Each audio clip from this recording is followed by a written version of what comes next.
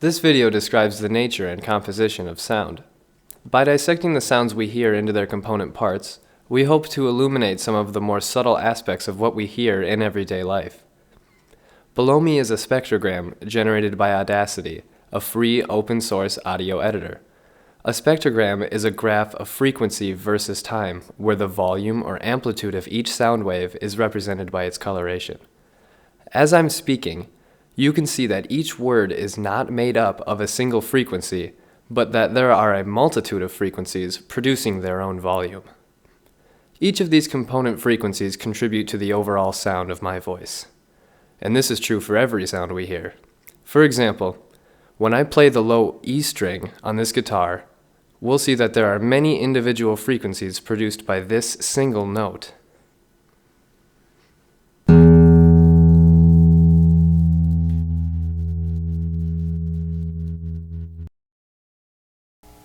Each of these frequencies are called simple waves, the fundamental building blocks of sound. When these simple waves combine, they add together to form a complex wave. Using Audacity, we can isolate each different frequency to see each simple wave. Let's listen to the low E again.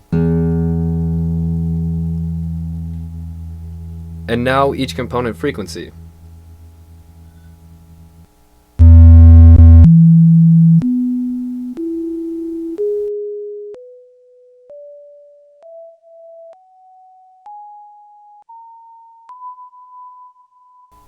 The reason that these sound so different from the original recording is that each one of these sounds is actually a simple wave. If we focus on the fundamental frequency, or lowest pitch, and look at its waveform, we can see that it is a sinusoidal wave. It has an amplitude and a period, which is the length of time it takes the wave to complete one cycle. Let's listen to that. In order to measure the frequency of this wave, we must first find its period. This turns out to be a little more than 1/100th of a second. By finding out how many times the period fits into 1 second, we can calculate its frequency. This is roughly 83 Hz. We can verify our calculation easily by looking at the spectrogram. Now let's look at the next highest pitch. Alone, it sounds like this.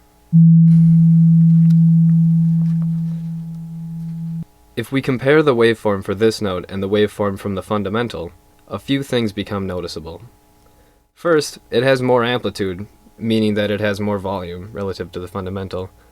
Second, it goes through twice as many cycles as the fundamental in the same length of time. From this, it is easy to infer that its frequency should be twice that of the fundamental frequency. If we look on the spectrogram, we can read this frequency as being right around 167 Hz, double the fundamental.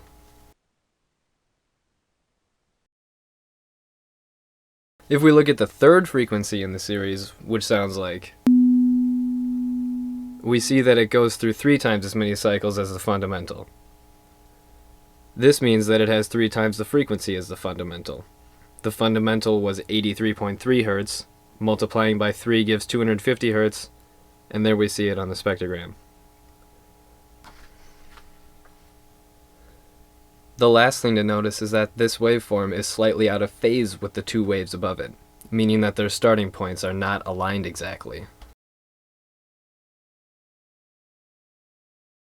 For the fourth frequency,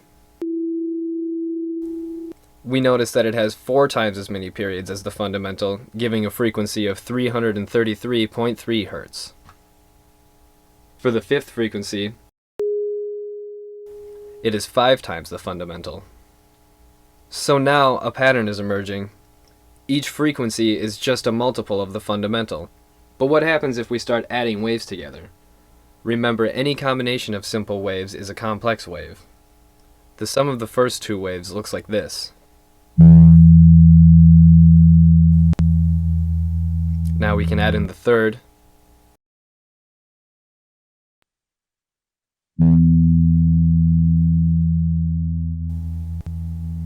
And the fourth.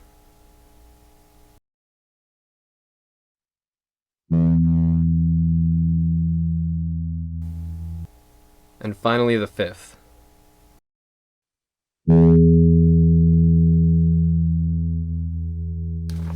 So this is starting to sound more like the original guitar note. Let's listen to that again and compare. First the original.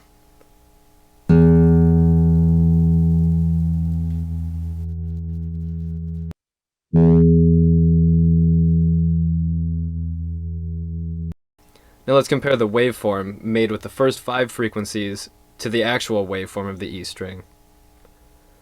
You can see our constructed waveform begin to take on some similarities to the original. Although we did not include all of the frequencies in our reconstruction of the E string, we find that the upper frequencies become so quiet that they have little effect on the overall sum. The waveforms on the left-hand side of the screen represent the first 5 frequencies in the overtone series on a guitar. All stringed instruments will exhibit the same pattern of frequencies in their overtone series.